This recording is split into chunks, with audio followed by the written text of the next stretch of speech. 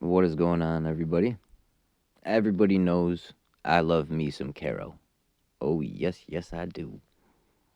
We've already dropped a series of Dirty Dozen with the Caro-Kann. I'm going to see if I can squeeze out 12 more for a second full volume. I will put a link in the description below for the first 12. I would definitely recommend checking that out after we do this. And drop a comment. Let me know what you guys think of this whole Dirty Dozen bullshit that I do. If you like it, I should move on, ignore it, keep going, do all the openings. Let me know. And we're going to start off with an exchange variation. So e4, c6, d4, d5, e takes d5, c takes d5, and we're going to play bishop to d3, looking to prevent black from their main move. Bishop to f5 is no bueno now. So we blocked the protection of our d4 pawn, so it's pretty logical that black will develop the knight to c6 attacking it. We'll bring out our knight to f3 defending it, and if black brings up the bishop to pin our knight on g4, we're going to ignore it and just castle. If this knight comes and takes the bait and gets the pawn, no. Oh shit, my queen. Eric Rosen, love you, bro. That's a free knight. Absolute free knight. We are up a piece because if black tries taking our queen on d1, bishop b5 is check, and the only way to get out of check is to put their queen on d7. Go ahead and capture that, and they must recapture with the check or sidestep if they really wanted to. And once they do that, we can go ahead and snag the bishop on d1. And if you do a piece check, they got 7 pawns, we have 6 pawns. But we have 2 knights and a bishop, and they have 1 knight and a bishop. Free minor piece. Good game. Next trap. This next trap is out of the Rasa-Studier Gambit. And that's e4, c6, d4, d5, and we push f3. Black is probably going to go ahead and take the e4 pawn. So once they do that, we do not recapture. The Meraxi variation, aka the fantasy variation, recaptures. No. We're going to go ahead and bring our knight to c3 and ignore that shit.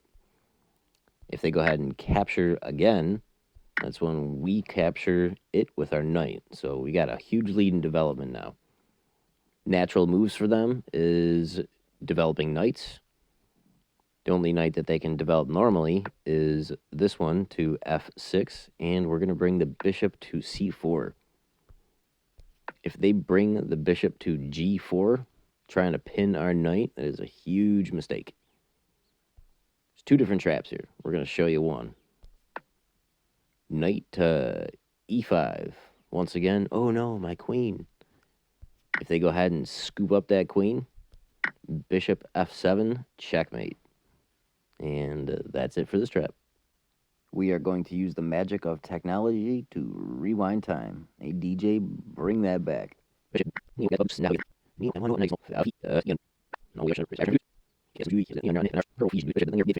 And that's good right here. So instead of bringing the knight to e5, this time we're going to suicide the bishop on f7 with check. Now, if the king captures the bishop, which I'm assuming it will, you can bring the knight to e5 and check the king again. King has 3 squares to go to.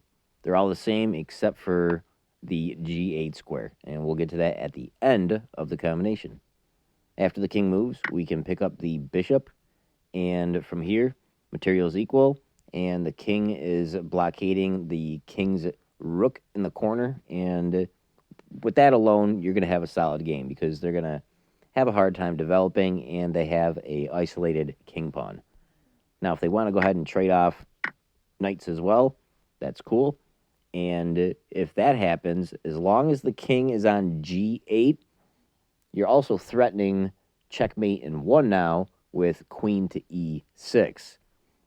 They have to stop you from, I guess, accessing that square or being able to block the f7 square. So if they did something like queen to e8, which is a bad move, I'm just showing you an example how to execute on the bad move, you would go queen to e6, and they would have to block it, obviously, with the queen. But you have the move now queen to c8, and now you're threatening to bring the rook to f1, attacking the queen, and they'd have to give it up. Otherwise, if they moved it, it would be checkmate by capturing the bishop. So their only way out of this is adding a defender to the bishop. And the only piece that does that is bringing the knight to d7. And at this point, it's your choice if you want to grab the knight or the rook. Probably going to want to grab the rook. And then they would have to do something like bring the knight to f6 to assure that your rook doesn't have access down the full f file. And that wraps up that trick. Here's another trap for white. Standard Caro-Kann. We're doing the classic lines this time. So e4, c6, d4, d5, knight c3, d takes e4, knight takes e4, and then bishop to f5. Knight maneuvers back to g3, and bishop tucks away to g6. Other knight develops to f3, and now the pawn will close up the pawn structure with e6. All standard stuff here. Pawn to h4 and pawn to h6. I will mention that the pawn only goes to h5 in the advanced Caro-Kann lines. Just saying. And from here, the knight now will jump to e5, hitting that bish. So the bishop will tuck away. And now white usually tries to trade off the light squared bishops. So the bishop will now go to d3. The bishop doesn't have fear of being captured and messing up the pawn structure. If white captures the bishop, rook will just capture. No harm, no foul. So there's a pawn that's kind of up for the taking on d4.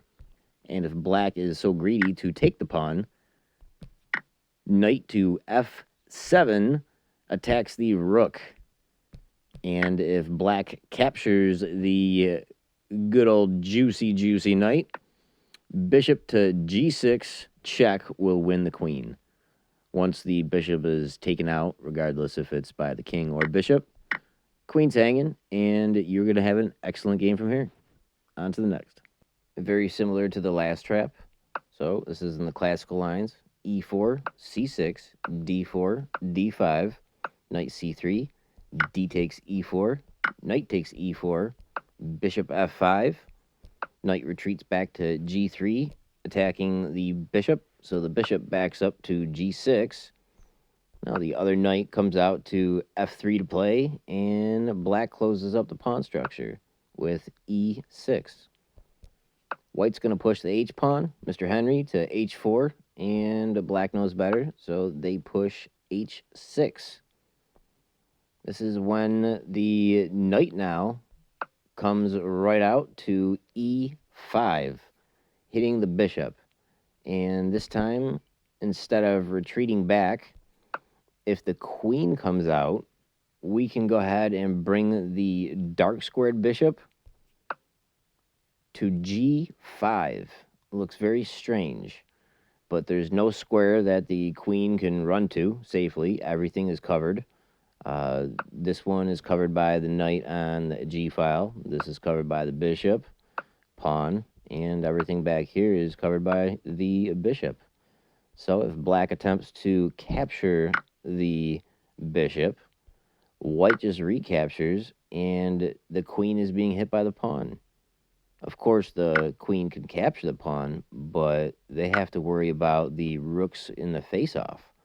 So they can either choose to save the rook or the queen. And obviously, they're probably going to go ahead and save the queen. And you can go ahead and take the rook. And now you're jeopardizing to take the knight as well on g8. You're going to have a fantastic game from here. And that wraps it up. On to the next. I feel right at home with this next one because I play the Tartokower. So it's e4, c6, d4, d5, knight c3, pawn takes e4, knight takes e4, And standard classical line is bishop f5, but I play the Tartokower, which is knight to f6. We're going to go ahead and capture the knight, and the pawn on e7 will capture the knight on f6. And this is when the bishop will develop to c4. Blacks will come to e7. We're going to bring the knight to e2, and black will bring their knight to d7. From here, both people are going to castle, and both are going to bring their rooks to the e-file. Once that's done, we're going to bring the knight to f4, and black's going to maneuver their knight to f8. That's a beautiful spot for the knight. I have probably 50 games with the knight on f8. It perfectly defends the h7 square if white sets up a diagonal battery with the bishop and light squared bishop trying to, attack that. It's all gravy, right? So we're going to go ahead and bring our queen to d3.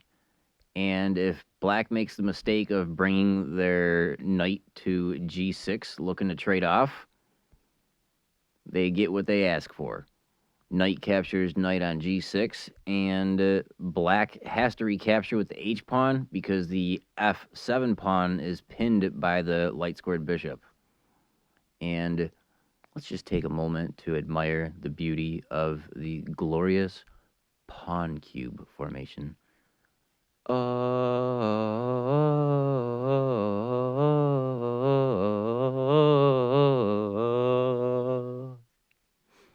All right, enough of that. So now the queen is going to go ahead and take the g6 pawn, and it can't be recaptured because that f7 pawn is, done.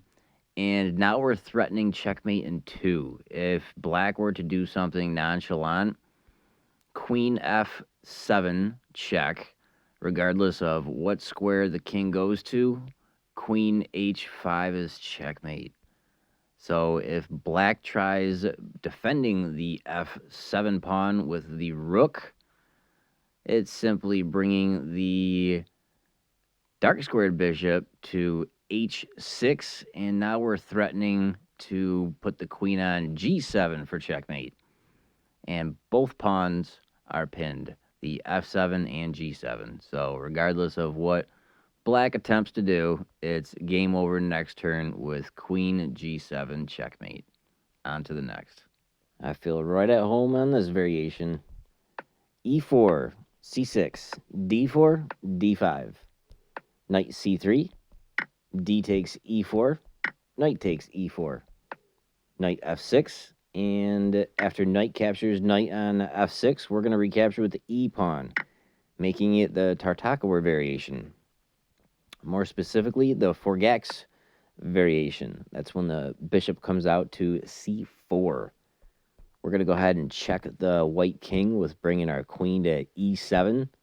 And if white makes the mistake of blocking with the knight on e2, consider it game over, because the queen can just go to b4, checking the king again, and that bishop, that poor bishop on c4 is hanging.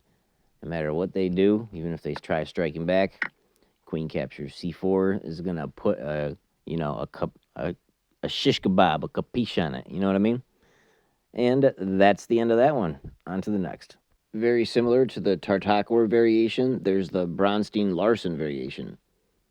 That's e4, c6, d4, d5. Knight c3, d takes e4, knight takes e4, and the knight comes to f6 again.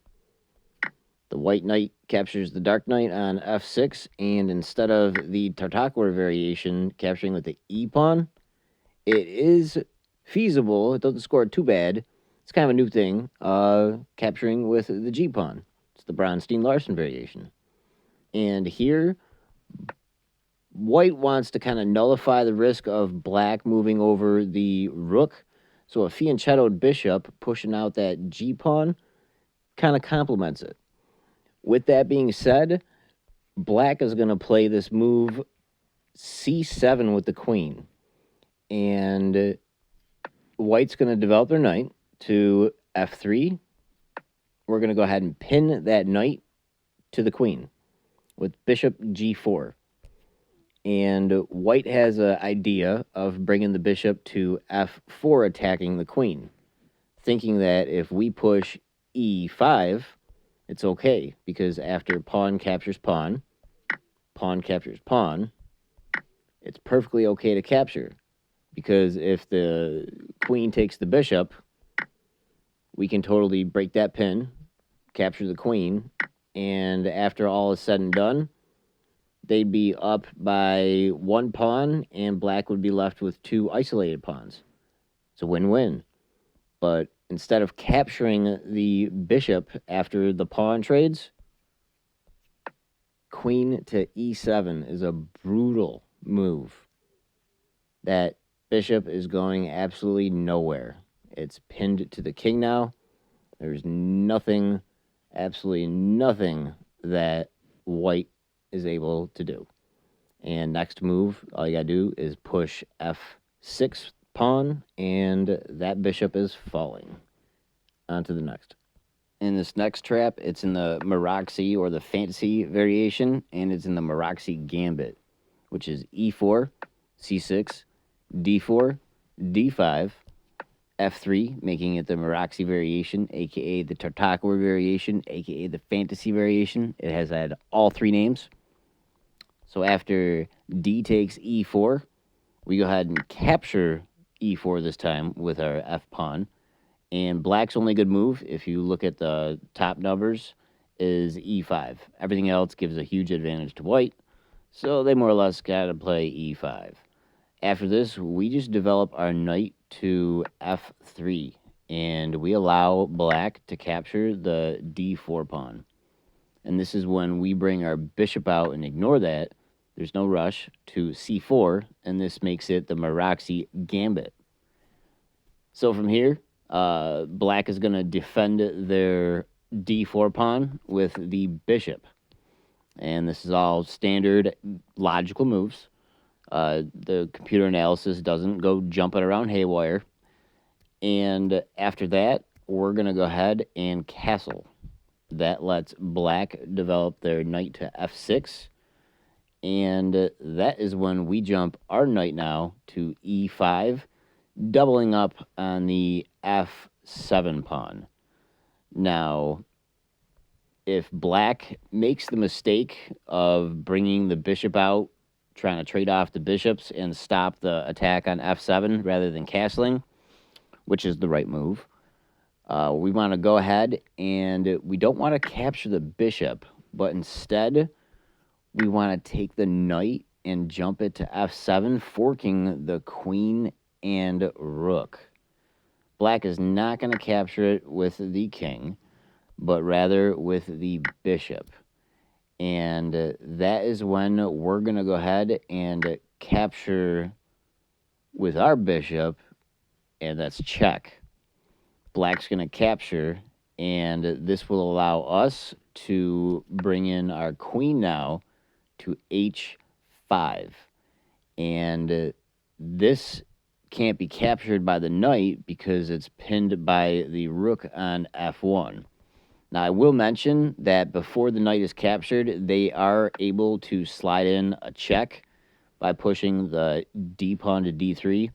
In that case, we just push our king over to h1, and then it'll continue on as normal.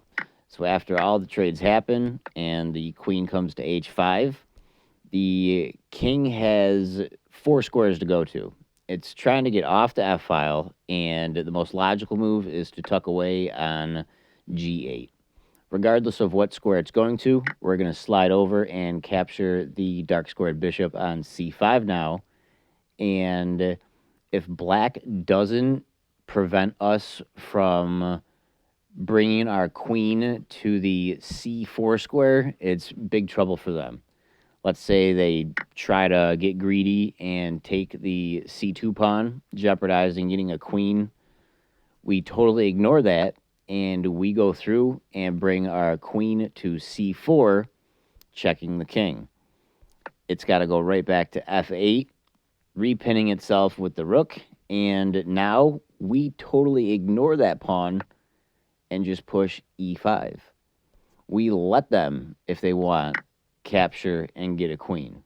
we would welcome that. Recapture with our rook, and now it's their turn, and they're going to go ahead and lose that knight one way or another. And that's that. We can go ahead and move on to the next. But before we do that, worst case scenario, if they don't, do anything detrimental, we're at least going to have a good position, and their king's going to be blocking in their rook. It's going to hinder their development, and we should have an excellent game with a 2 to 3 point advantage on the computer. Once again, on to the next. In this trap, it's one of my favorite variations to play as black. It's the accelerated Panov. Now, the regular Panov is e4, c6, d4, d5, e takes d5, c takes d5, and then c4 is pushed after the exchange. That's the Panov attack. Well, the accelerated Panov is d4 doesn't get pushed, and c4 gets pushed right away, basically stating that the isolated queen pawn is perfectly okay with white. So after black plays d5, everything gets traded off. It doesn't matter if you start with c or e. And then the queen's going to capture the pawn. It is possible to bring the knight out and hesitate, since that pawn cannot be backed up by any pawn. The only protection it can really get from a minor piece right now that's logical is the knight. And basically, it can capture, and the same thing would happen with just an extra minor exchange. But in this trap variation, the queen captures d5, and the knight will come out to c3, kicking the queen, and the queen will come to the edge on a5. You want to go ahead and develop the other knight first. There's no rush on pushing d4, and black will mirror and play f6. That's when we can go ahead and bring our bishop out to c4, hitting that weak f7 pawn, as we see so common in a lot of these traps. And if black makes the vital error of trying to pin the knight to the queen, simply queen to b3 will get the winning advantage. Not only are you attacking the f7 pawn with a diagonal battery, the queen's also eyeing up b7, and if it gets that pawn, then the rook is going to fall, unfortunately. Even if black tries grabbing the knight, first you want to take f7 with check. Once the king moves, then you can recapture, and you're going to have a solid advantage. King is exposed. You're ready to castle on the queen side with another move or two. It's going to be an excellent game for you. And that wraps up the accelerated Panov attack. As I said, I personally love playing against the accelerated Panov as black, so I'm going to throw in a trap just to even out the accelerated Panovs with the yin and the yang. One for black. e4, c6, c4, d5. Doesn't matter if c4 captures d5 or e4 captures d5. C captures d5. C captures d5. Instead of the queen coming out like the last trap, we're actually going to get ready for the minor exchange first with knight f6. And as we discussed, the only logical defense is, as far as minor pieces go, bringing the knight to c3. The bishop can also protect it, but it's best to first throw in a check, because the only minor pieces that can block the check don't have access to the c6 square because of the pawn, so they have to use the d7 square, which now blocks off the queen from attacking the pawn. So it kind of removes an attacker, so black can't capture that right away. Once the bishop comes to d7, then you scooch the bishop back to c4. And we are going to bring the queen now to c7, attacking that bishop. And if black tries backing up the bishop with either queen to b3 or even queen on e2, big no-no, because we can just push b5 and it hits the bishop. The bishop has to move. And once it does, what is behind the bishop? Another bishop. So once that moves, we can capture that, or if it doesn't move, we can just capture that one. And they can't even do a desperado and try attacking because the pawn guards the capture. So you're going to end up with a minor piece regardless. And that wraps up the yang to the yin of the accelerated Panov. This next trap, if you want to call it that, is in a very weird formation. It's in the Goldman variation. So after e4, c6, the knight comes out instead of d4. So the knight comes to c3. Black continues with the normal mojo, d5. And now the queen comes to f3. Instead of capturing the e-pawn, d-pawn pushes forward. And we ignore that and bring the bishop to c4, threatening queen capture f7. And they got 3 ways to really stop it. I mean, 4 if you want to consider, queen d5 away. But either bishop, pawn, or knight. And if they choose with the knight, you can push e5. So it's basically like a nana-nana-boo-boo situation. You touch me, I touch you. You know what I'm saying? So if they choose that way and they take the knight, you can capture the knight as well. And they have 2 options as far as which pawn to take if they continue the rampage. If they continue with b2, you have this nasty little trick, bishop f7 kamikaze with a check. If the king captures you, then you can capture g7 with a discovery check on the queen. And they more or less have to take it, otherwise you're going to get a queen by capturing the rook. So after they capture, then you can capture their pawn on b2 with check. And they have 3 squares to go to. If they go to either g6 or h6, you just pick up the rook straight away, right? If they happen to go to g8, you can't capture the rook because then your bishop will pass out. You got to squeeze in a check with queen g3 first. And they're going to sidestep to f7. Then you can go ahead and take the rook. And you're going to have an excellent position from there. And you'll live happily ever after. Well, that worked out pretty good. We got 12 more traps in, so that's 24 total traps for the Caro-Kann. Link in the description for the first volume of the Dirty Does. I appreciate you guys. I'll see you on the next.